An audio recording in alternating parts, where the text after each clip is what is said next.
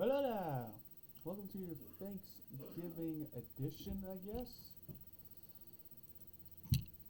of this sports podcast, but we new here, so we might as well just get to what we're doing. And today I'll cover both college football and the NFL games. This is going to be a longer one. Why not? Why not do it? You know? It's what we do around here, folks. And before we start, can we just laugh at Argentina's soccer? Can we just get a laugh of their absolute embarrassment? Losing to like an absolute grossly underdog Saudi Arabia. That's funny. Back to what us Americans mostly care about is football. Let's go. Tulane blows out SMU. SCM had a good offense, but that was kind of contained. Tulane just jumped early, 21-0 after the first quarter. At that point, Tulane controlled the entire game. San Diego State beats New Mexico. The top five teams had some awkward weeks. Georgia was lucky that their running game averaged 5.4 yards per carry because Stetson Bennett was awful. And so was Will Levis. But at least Will Levis has an excuse because he's playing against the best defense in college football. Stetson Bennett, we thought he was going to be better this year. He hasn't. And he got to get his act together or it will not be a good day for Georgia when they get to the playoffs. But Georgia's 11-0. They still won. And they're facing against Georgia Tech, which is a gimme. It's a gimme win. Ohio State and Maryland. This game was kind of back and forth. Whenever Ohio State scored, Maryland would punch back. Really, the only time Ohio State really dominated was the third quarter, where they scored 17 unanswered points. But Maryland would strike Ohio State, and then Maryland would cap off two consecutive scores. Ohio State kicks a field goal, and late in the game, Maryland needs like a miracle to win. That did not happen. Pressure came into Tulia's face, and then a fumble, and Ohio State scored and won. This game was odd. Travion Henderson did nothing, but Dallin Hayden was the bell cow of the offense. C.J. Stroud played decent, but the thing about C.J. Stroud is he has the luxury. He doesn't have to carry the team. He can give the ball to apparently 3 good running backs now, and they can get plenty of yards. Ohio State looks like a major threat to Michigan, and you know what? Let's get to Michigan right now. Michigan and Illinois. This game was a slog. Michigan really was trailing much of the Michigan scored on their open in the first quarter. Then they kind of struggled after that. In the third quarter, Chase Brown scored 2 touchdown runs. Blake Corum gets injured, and Michigan had to literally claw for 3 field goals in the fourth quarter to win 19-17.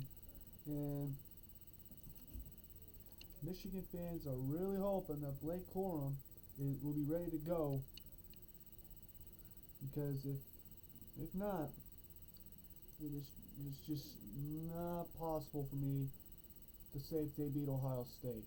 Because if they're going to beat Ohio State, they're going to have to run the ball in their throats like they did last year. TCU, this is the game where I thought Baylor was going to knock off TCU. And for a while, it sure looked like it. Baylor just consistently had to punch back because Baylor would strike first. Then the fourth quarter, Baylor is up 28-20. TCU gets a drive going. They scored a touchdown. They didn't get the 2-point conversion. Sure, well, TCU's gonna lose now. But TCU gets a free and out that they desperately needed. They draw. They Then they do this crazy thing where they just run a draw play up the middle. Literally within seconds, had to hurry up, get the offense out of here, get the special teams in here, kick the game-winning field goal while the time is ticking. And TCU barely beats Baylor and stays undefeated. Now TCU has Iowa State down. They should win that by 2 scores. But this is college football. Ain't gonna work like that. You might as well embrace the chaos now. Tennessee's out of the college football playoff hunt. Thank God. I was sick and tired of hearing it. Spencer Rattler played the best game of his career. He did whatever the hell he wanted in this game. It was not even close. South Carolina just toyed with Tennessee's defense. Hendon Hooker tried to keep up. Then he goes down. Torn ACL. So they're stuck with Joe Milton for the rest of the season, which Milton does have some upside. But is he ready to go in a big-time college football? Who knows? He does have a couple games to get some experience. He has that kind of luxury going for him. Now, let's talk about Hendon Hooker for a second. Hendon Hooker's draft stock is going to fall just a little bit. If this was 10 years ago, it would completely plummet. But torn ACLs are just a little bit easier to recover from than in the past. So, I think he'll still be fine. He'll be drafted in the 2nd round to 3rd round. If a team's desperate enough, somebody will pick him up late 1st round. That's not my concern of Hendon Hooker. The problem is, can you read an NFL defense? Because Tennessee runs in such an unorthodox offense. It's pure, hurry up. Get their first play going. And then next, hurry the hell up.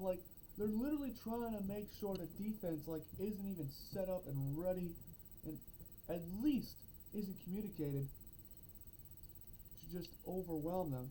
That's really not reading a defense, however. And if Hendon Hooker wants to have success in the NFL, he's got to be able to read a defense. Because there's a bunch of quarterbacks who has, physical tools. Carson Wentz, Daniel Jones, but they can't read a defense. They cannot read a defense. So, that's the risk, in my opinion, that you take with Hendon Hooker, not the injury, though it sucks. So that, unfortunately, is his last game. And also, he is 24 years old. That doesn't help him either. But Tennessee, you'll still make a major bowl game in my opinion, but get out, please. Thank you. LSU crushes UAB. USC and UCLA was a very entertaining game. UCLA struck first. They were up 14-0 in the first quarter. USC copped off some drives. They got themselves into a position. They were only down by 1 at the half. Then it was kind of a shootout. But it was a shootout that USC was just always ahead. They were always ahead. So UCLA in the second half was just playing catch up. They were playing catch up pretty much the second half. UCLA gets to a point where they're only down by 3. They did have a drive to try to win the game, but Dorian Thompson-Robinson throws his 3rd pick, which that was the difference maker. In these kind of games, which team the loser is going to make the most mistakes? And the answer was UCLA. Caleb Williams threw dots all over the field. Jordan Addison's ridiculous. They had a bunch of other guys who made some plays, like Hal Ford, Austin Jones at the running back, who had a great day carrying the football.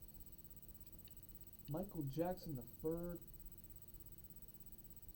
The Seahawks have a player named Michael Jackson. Why do we have too many? Why do we have multiple names with Michael Jackson? That should be that name should be trademarked.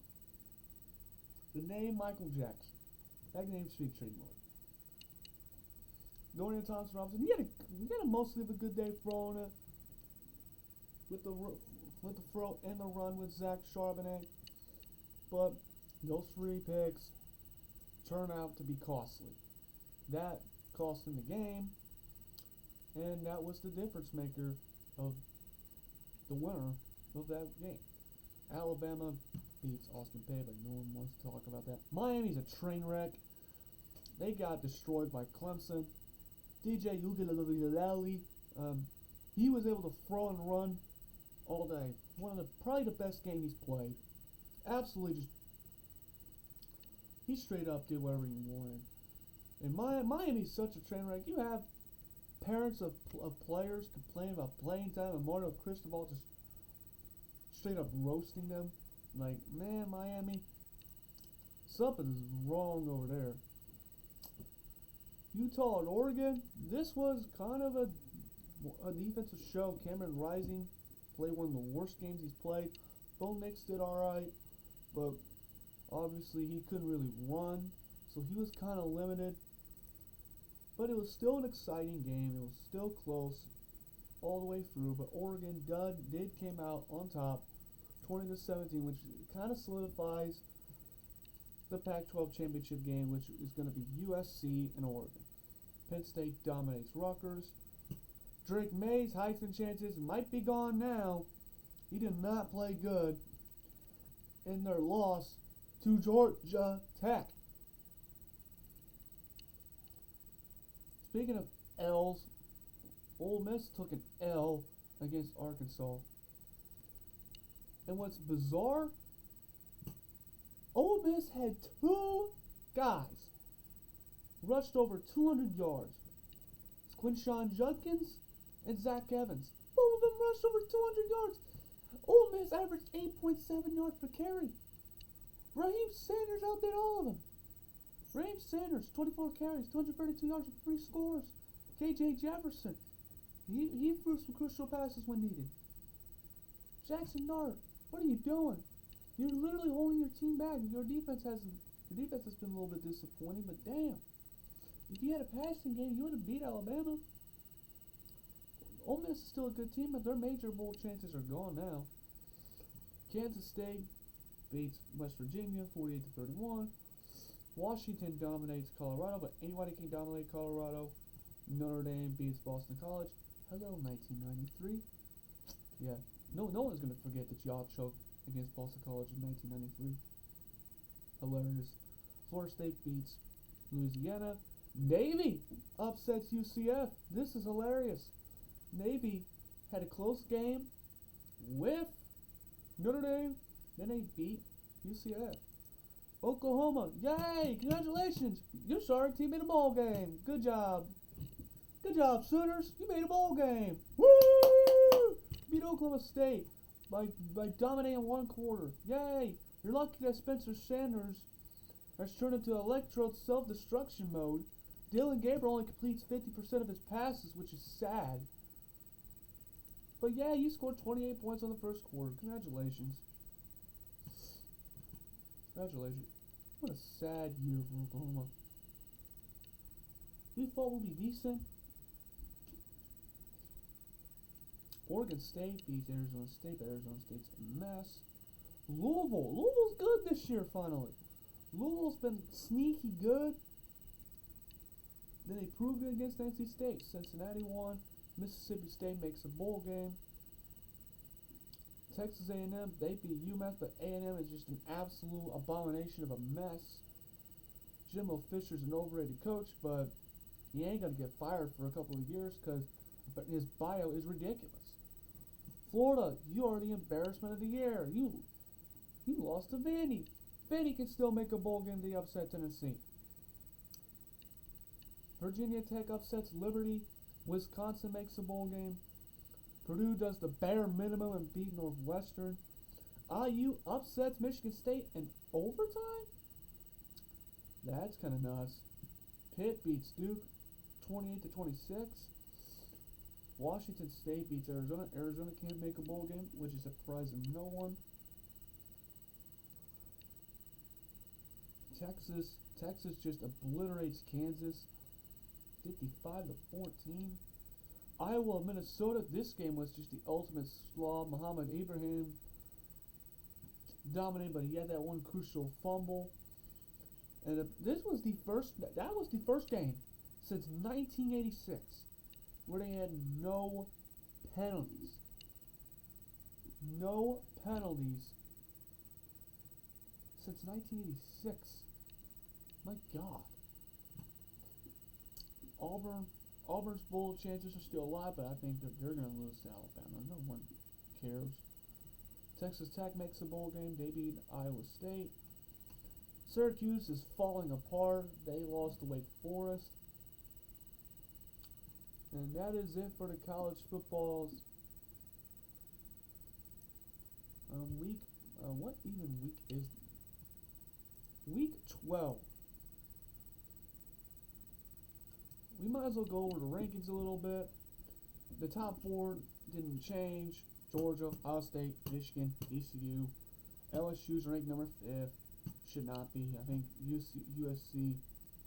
But the guys will even it out because LSU will get obliterated by Georgia. LSU's their bread and butter is running the football. No one has run the ball on Georgia this year. Alabama's ranked 7th.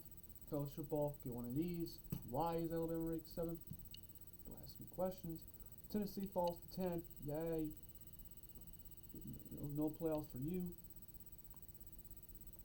Utah and North Carolina take massive falls. UCLA's ranked number 18th. Ole Miss drops to 20th. UCF, in my opinion, should not even be ranked. Louisville gets to the ranking for the first time. Texas gets back to the rankings. They're ranked 23rd. And before we jump to the NFL, let's see some matchups.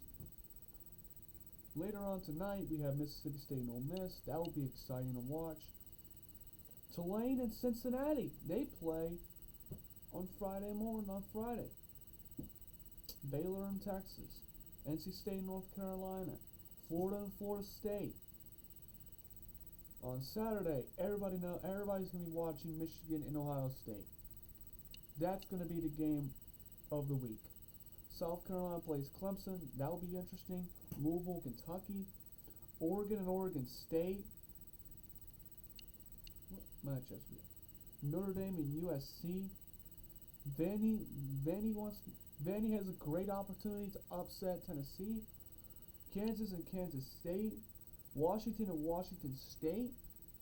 Like that's gonna be a fun matchup. Those are fun matchups. It may not be Missouri. They're gonna fight for a bowl game. Iowa could clinch the Big Ten West if they beat Nebraska. So a lot of playoff implications on the line. Now let's talk about NFL's Week 11. The Packers, they're a mess. They lost to the Titans. Ryan Tannehill actually played well. Traylon Burks and Robert Woods, they were the key receivers. Austin Hooper caught 2 touchdown passes. Aaron Rodgers played decent. The Packers didn't run the ball, but at least this time it was because they really couldn't, and then Tennessee was shutting that down. Christian Watson made 2 touchdown grabs, but that was not enough. The Titans were going to beat them 27-17. The Falcons beat the Bears. Justin Fields is all by himself. I mean, Darryl Mooney and Cole Kmet are like the only competent receivers. Chase Claypool just sucks. Marcus Mariota is okay. He's an okay quarterback. Justin Fields apparently has like an injury to like a shoulder, something like that. Let's see. Separated his left shoulder. Bears, do the right thing and shut him down for the rest of the season. Just tank. Your season's lost. Get a draft pick. Get a star wide receiver. Go get some linemen. Go trade for a lineman. Sign another one. And improvements will happen. Don't be like the Browns last year. Don't do it. Speaking of players aren't right, Josh Allen's game seems to be compromised with his elbow. At least it ain't as bad as Stafford. But the Bills were able to run the ball much of the game, and it did help them win 31-23. The Eagles beat the Colts, but anybody can beat the Colts, even if Jonathan Taylor runs decently. The Colts' problems are varied to a lot of issues. The Colts are just not that good of a team. It is that simple. Your offensive line has regressed badly. Even benching Matt Pryor didn't solve the problem. They're just plain garbage. The wide receivers are unreliable. Michael Pittman is a very good number 2 wide receiver. He's not a number 1 wide receiver. Paris Campbell's a good third option. The Eagles won late because they're just a better team. They're the better team. The Jets are falling apart. Zach Wilson had less completions than the team punted. He's now benched for Mike Wright because he embarrassed himself. It was literally unwatchable to like the final punt return for a touchdown, which New England wins 10-3. Yeah, 10-3. Stafford ain't right. The Rams are 3-7. They're terrible. Andy Dalton plays good. Chris Olave has like his first true like kind of a breakout game. And the Saints win 27-20. The Giants lose because Saquon Barkley kind of was shut down for the game. He only averaged 1.5 yards per carry. And Daniel Jones is not reliable. You cannot trust him. He's Mr. Derps. And as a result, the Lions won. The Lions won because they were able to run the ball with Jamal Williams, Justin Jackson, and DeAndre Swift had a couple carries. What's no? The Ravens do the bare minimum and beat the Panthers. The Panthers are starting Sam Darnold. Have fun. The Commanders, they're 6-5. Right now, they're sneaky good. Taylor Heineke's playing stable. Antonio Gibson and Brian Robinson Jr. They're the bell cows of the offense. And the Texans are clearly tanking at this point. The Raiders and the Broncos. The clown show of Josh McDaniels and Nathaniel Hackett. Whoa, wonderful. This Broncos team is trash. And I think the primary reason is because of Nathaniel Hackett. This man he just seems incompetent as a head coach. He was incompetent from the first game of the year. Josh McDaniels ain't much better, but at least he can beat Nathaniel Hackett. He sweeps Nathaniel Hackett. At least the Raiders had a good running game with Josh Jacobs. Derek Carr was playing well. Devontae Adams is still like the top 2 receiver in the game. And they won in overtime. So, congratulations, Broncos. You hired such of a hack of Hackett. My God. I will not stop clowning the Broncos until they do the right thing and fire this clown. He's an over his head. He doesn't know he literally doesn't know what he's doing. Literally.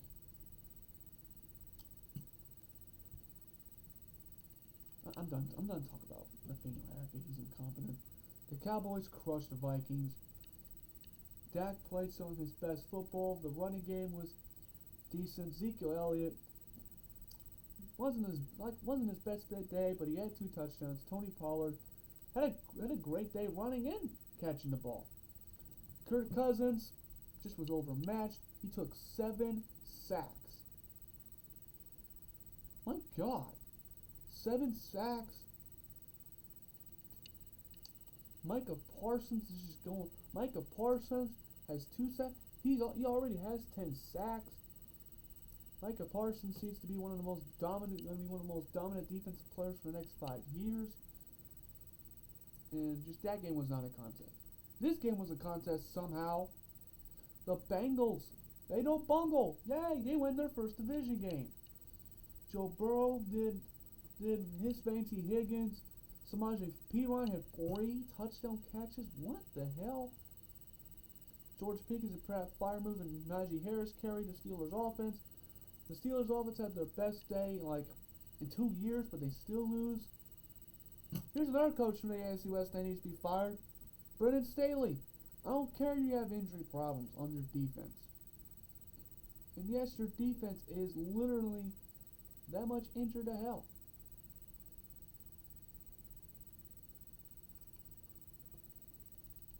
You don't have Derwin James covering Travis Kelce every single play? Well, Travis Kelce's gonna catch 3 touchdown passes. It is that simple. Mahomes is gonna do what he does. Justin Herbert and Austin Eckler are gonna try to carry the offense. It's just not enough. The Chargers are held back because of injuries and Brendan Staley. Sorry. The 49ers. I'm not even going to get to this game. This game was simple. You have a playoff team with the 49ers and the Cliff Kingsbury-led Cardinals. Tell me who's going to win. The 49ers. They crushed them 38-10. This 49ers team they're just a better franchise than the Cardinals. The Cardinals just suck. They suck as a franchise.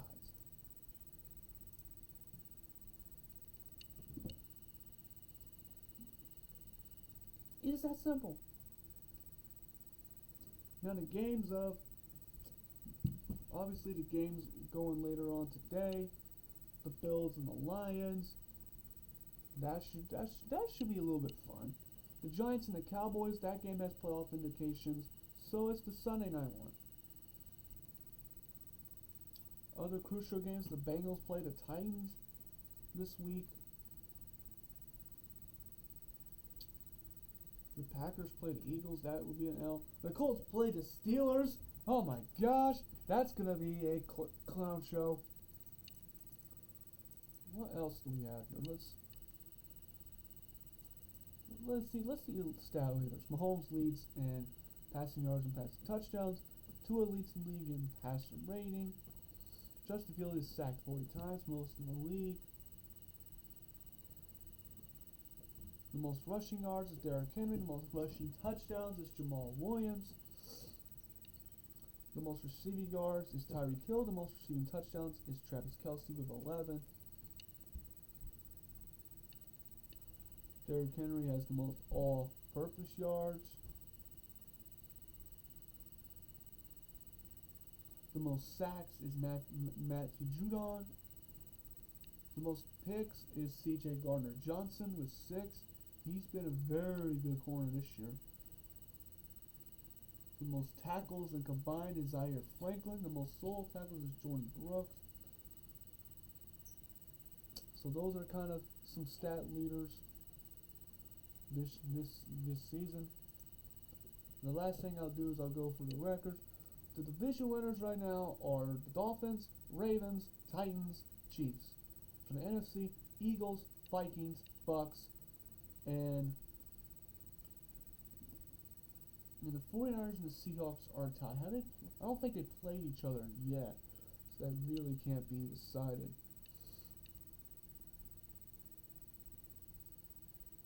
No, the 49ers have the lead. They beat the Seahawks in week 2, so the 49ers actually have the lead of the NFC West. Those are your division leaders. And that'll be it for this long-ass, ridiculous episode of this AJ. Do I really want to go over the Heismans? I think that at this point, it's CJ Stroud's Heisman to lose at this point. Like, that's the impression I'm getting with CJ Stroud of the Heisman race. So that's kind of it. So there you go. There's your Thanksgiving special. Thank you for watching.